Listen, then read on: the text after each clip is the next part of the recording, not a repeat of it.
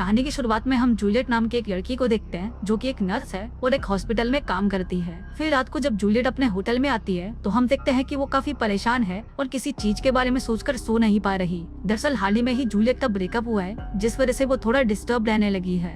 फिर अगली सुबह जूलियट एक रेंटल अपार्टमेंट देखने आती है लेकिन वो अपार्टमेंट उसे बिल्कुल भी पसंद नहीं आता। फिर इसके कुछ देर बाद उसे एक दूसरे अपार्टमेंट के लिए कॉल आता है तो जूलियट उसे देखने के लिए उस अपार्टमेंट में पहुंच जाती है। वहाँ पर उसकी मुलाकात उस घर के मालिक मैक्स से होती है। मैक्स उसे वो अपार्टमेंट दिखाता है और जूलियट को वो बहुत पसंद भी आता है, पर वो अपार्टमेंट बहुत बड़ा था तो जूलियट को लगता है कि शायद उसका रेंट भी बहुत ज्यादा होगा, लेकिन मैक्स उसे इसका रेंट बहुत कम बताता है। जूलियट जब उससे इसकी वजह पूछती है तो मैक्स बताता है कि इस बिल्डिंग के नीचे से ट्रेन गुजरती है जिस वजह से लोगों को डिस्टर्बेंस होती है और इस वजह से उसने अपार्टमेंट का रेंट कम रखा है। पर जूलियट को इससे कोई प्रॉब्लम नहीं थी, इसलिए वो उस अपार्टमेंट को रेंट करके वहाँ पर शिफ्ट होने लगती है। इसी दौरान वहाँ पर उसकी मुलाकात मैक्स के ग्रैंडफादर से होती है जिनसे बातें करते वक्त जूलियट को उनका बिहेवियर काफी अजीब लगता है। फिर एक रात जब जूलियट अपने अपार्टमेंट में सो रही थी तभी वहाँ पर उसे किसी के होने का एहसास होता है और जूलियट जब वहाँ पर उठकर चेक करती है तो उसे वहाँ पर कोई नहीं दिखाई देता। अब ये सब देखकर जूलियट वापस सोने चली जाती है, पर तभी वहाँ पर हम किसी की परछाई को देखते हैं जिसका मतलब है कि कोई जूलियट के ऊपर नजर रख रहा है। फिर अगली सुबह जब जूलियट जॉगिंग करके वापस अपने अपार्टमेंट में आती है तो उसे अपने गेट के बाहर एक गिफ्ट मिलता है जिसको देखकर उसे लगता है कि शायद ये मैक्स ने रखा होगा।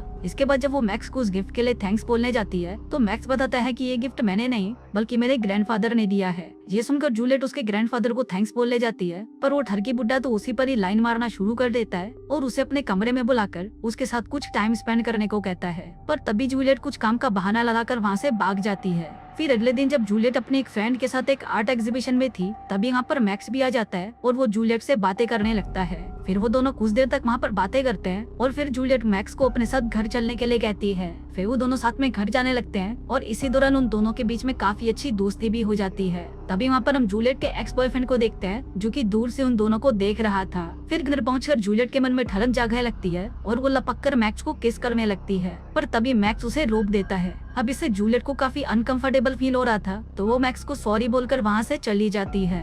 फिर अगले दिन जब जूलियट अपने हॉस्पिटल में थी तभी वहाँ पर उसे मैक्स का कॉल आता है और वो आज रात को उसे डिनर पर इनवाइट करता है। फिर रात को जब वो दोनों साथ में डिनर कर रहे थे तो जूलियट मैक्स से पूछती है कि तुमने अभी तक शादी क्यों नहीं की, जिस पर मैक्स उसे मुस्कुराते हुए कहता है कि मुझे कभी भी इसके लिए टाइम ही नहीं मिला क्योंकि मेरा ज्यादातर टाइम इस घर और ग्रैंडफादर की देखभाल में चला जाता है। फिर डिनर खत्म होने के बाद जब वो वहाँ से जा रहा था तभी जूलियट के अंदर फिर से ठलक जागने लगती है और वो फिर से मैक्स को किस करने लगती है। इसी दौरान कहानी फ्लैशबैक में जाती है और हम देखते हैं कि मैक्स तो जूलियट को पहले से ही जानता था। दरअसल एक दिन जब वो अपने ग्रैंडफादर को हॉस्पिटल लेकर गया था तब वहाँ पर उसने पहली बार जूलियट को देखा और उसे देखते ही जूलियट उसे पसंद आ गई। इसी के साथ उसे ये भी पता चला कि जूलियट अपने लिए एक घर ढूंढ रही है, इसलिए मैक्स ने जानबूझकर जूलियट को अपने घर पर कॉल किया और अपने घर का रेंट भी बहुत कम बताया ताकि वो उसके घर में शिफ्ट हो जाए। यहाँ पर हमें ये भी पता चलता है कि उस रात हमने जिस परछाई को जूलियट के कमरे में देखा वो मैक्स ही था। दरअसल मैक्स ने अपने घर को कुछ इस तरह बना रखा था कि वो जब भी चाहे वो छुपकर जूलियट के कमरे में आ जा सकता था, और जब से जूलियट यहाँ पर रहने आई है मैक्स हर रात को छुपकर जूलियट के कमरे में आता है और उसे पूरी रात सोता हुआ देखता है, जिससे हमें पता चलता है कि मैक्स जूलियट के पीछे पूरी तरह पागल है। वहीं फिल्म वापस प्रेजेंट में आती है और हम देखते हैं कि मैक्स और जूलियट इंटीमेट होने की तैयारी कर रहे थे, पर तभी जूलियट का मन बदल जाता है और वो मैक्स से कहती है कि वो ये सब नहीं कर सकती। दरअसल जूलियट अभी भी अपने बॉयफ्रेंड से प्यार करती थी। फिर जब जूलियट ये बात मैक्स को बताती है तो वो उसे बिना कुछ बोले वहाँ से चला जाता है। फिर अगली सुबह मैक्स जूलियट का पीछा करते हुए एक सुपरमार्केट में जाता है जहाँ पर जूलियट कल रात के लिए उससे माफी मांगती है और उसे कहती है कि उसे अपने एक्स बॉयफ्रेंड को बुलाने के लिए थोड़ा टाइम चाहिए, लेकिन यहाँ पर मैक्स उसे इस तरह बर्ताव करता है जैसे उसे इस बात से कोई फर्क ही नहीं पड़ता। फिर उसी रात जब जूलियट अपने कमरे में सो रही थी तभी वहाँ पर मैक्स आ जाता है और उसे छूने लगता है, लेकिन इसी दौरान जूलियट की नींद खुलने लगती है जिसको देखकर मैक्स वहाँ से चला जाता है। इसके बाद जूलियट उठकर पूरे घर को चेक करती है और इसी दौरान उसे वहाँ पर एक खाली कमरा मिलता है जिसकी मदद से मैक्स उसके घर में आया जाया करता था।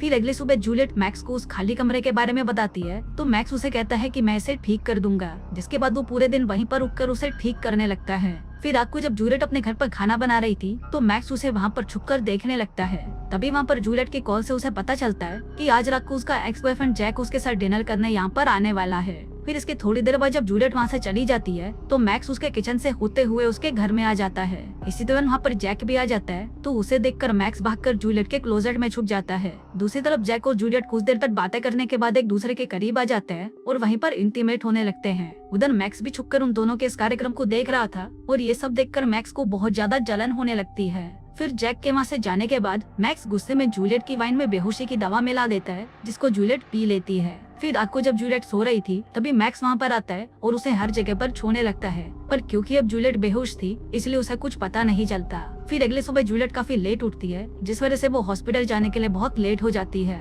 फिर कुछ देर बाद जब हॉस्पिटल में जूलियट अपने एक दोस्त के साथ बात कर रही थी तभी हमें पता चलता है कि जूलियट पिछले कई दिनों से काम पर लेट आ रही है। जूलियट को भी ऐसा लगने लगता है कि उसके अपार्टमेंट में कुछ तो अजीब है, इसलिए वो अगले दिन पूरे अपार्टमेंट में कैमरे लगवा देती है, पर इस बारे में वो मैक्स को कुछ नहीं बताती। वहीं दूसरी तरफ हम मैक्स को देखते हैं जो कि अपने ग्रैंडफादर को ड्रग्स की ओवरडोज देकर मार डालता है, क्योंकि वो अक्सर उसे काफी उल्टा सीधा बोला करते थे। फिर रात को मैक्स जैक और जूलियट को एक साथ डिनर करते हुए देखता है, जिसको देखकर वो और भी ज्यादा गुस्सा हो जाता है। इसके बाद जब जैक वापस अपने घर जा रहा था तब मैक्स उसे धक्का देकर सीढ़ियों से नीचे गिरा देता है। वहीं जूलियट जब घर आकर कैमरे की रिकॉर्डिंग्स चेक करती है तो उसे वहाँ पर कुछ नहीं मिलता, इसलिए वो कंप्यूटर बंद करके वाइन पीने लगती है, और ये वही वाइन थी जिसमें मैक्स ने बेहोशी की दवा मिलाई हुई थी। फिर जब जूलियट उसको पीने के बाद बेहोश हो जाती है तो मैक्स वहाँ पर आकर उसके साथ सेम प्रोसेस वापस करने लगता है, लेकिन इस बार जूलियट को होश आ जाता है और ये देखकर मैक्स उसे तुरंत बेहोशी का एक इंजेक्शन दे देता है, जिसके कारण जूलियट फिर से बेहोश हो जाती है। अब उस दवा की वजह से जूलियट अगले दिन फिर से लेट उठती है, जिस वजह से वो जल्दी में हॉस्पिटल जाने के लिए तैयार होने लगती है। पर इसी दौरान उसे बेड के नीचे वो इंजेक्शन की कैप मिलती है, जिसको देखकर वो समझ जाती है कि हर रात जरूर उसे कोई बेहोशी के ड्रग्स दे रहा है। इसके बाद हॉस्पिटल जाकर जूलियट अपने खून और यूरिन को टेस्ट करवाती है ताकि वो पता लगा सके कि कोई उसे ड्रग्स तो नहीं दे रहा। इसके बाद जूलियट को जैक का मैसेज आता है जिसमें उसने लिखा था कि वो आज रात उसके घर डिनर बनाने वाला है।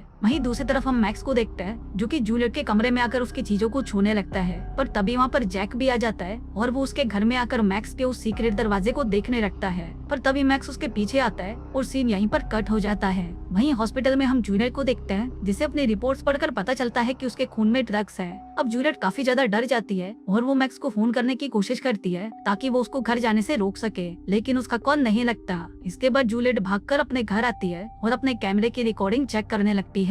तभी उसे भी पता चल जाता है कि उसे हर रात को ड्रग्स देने वाला और कोई नहीं बल्कि मैक्स ही था। अब ये देखकर जूलियट बहुत ज्यादा डर जाती है, लेकिन तभी वहाँ पर उससे मिलने मैक्स आ जाता है और वो अपने साथ वाइन की एक बोतल भी लेकर आया था। अब जूलियट उसके साथ काफी नॉर्मल बातें करती है ताकि उसे शक ना हो कि उसे सारी बातों का पता चल चुका है। इसके बाद जब मैक्स जूलियट को वाइन देता है तो वो कोई बहाना लगाकर उसे पीने से मना कर देती है, क्योंकि उसे पता था कि मैक्स ने जरूर इसमें कुछ मिलाया होगा। अब मैक्स को भी शक होने लगता है कि शायद जूलियट को सब कुछ पता चल चुका है, इसलिए वो एक ड्रग्स वाला इंजेक्शन लेकर उसे जूलियट को बेहोश करने की कोशिश करता है, पर तभी जूलियट एक चाकू निकालती है और उससे वो मैक्स पर अटैक कर देती है। अब वो वहाँ पर कुत्ते की तरह लड़ने लगते हैं, पर तभी जूलियट उसे किसी तरह से पीछा छुड़वाकर बाथरूम में चली जाती है और खुद को लॉक कर लेती है। फिर उसे कुछ देर बाद जब जूलियट आईने में अपनी खूबसूरत शक्ल को निहार रही थी तभी मैक्स वहाँ पर आकर उसे पकड़ लेता है और उसे मारने की कोशिश करता है, पर तभी जूलियट उस पर फिर से हमला कर देती है और वहाँ से भाग जाती है। भागते हुए जूलियट एक रूम में आती है जहाँ पर उसे एक पंचिंग मशीन मिलती है। फिर वो उस मशीन को लेकर वहाँ से भागने का रास्ता ढूंढने लगती है, लेकिन तभी मैक्स उसे एक मुक्का मारकर नीचे गिरा देता है। इसके बाद मैक्स उसे जान से मारने ही वाला था, पर तभी जूलियट उस पर उस पंचिंग मशीन से हमला कर देती है। इससे मैक्स घायल तो हो जाता है लेकिन मरता नहीं। इसके बाद मैक्स फिर से उसे पकड़ने की कोशिश करता है, लेकिन जूलियट किसी तरह उससे बचकर एक स्टोर रूम में आ जाती है। वहाँ पर उसे जैक की डेड बॉडी भी मिलती है जिसको मैक्स ने मार दिया था। तभी मैक्स भी वहाँ पर आ जाता है और जूलियट उस पर पीछे से हमला करने की कोशिश करती है, पर तभी मैक्स उसे पकड़ लेता है और उसे मारने की कोशिश करता है, पर तभी जूलियट उसे पंचिंग मशीन से बार बार मारती है जिससे मैक्स वहीं पर मर जाता है। और दोस्तों इसी के साथ ही ये कहानी यहीं खत्म हो जाती है।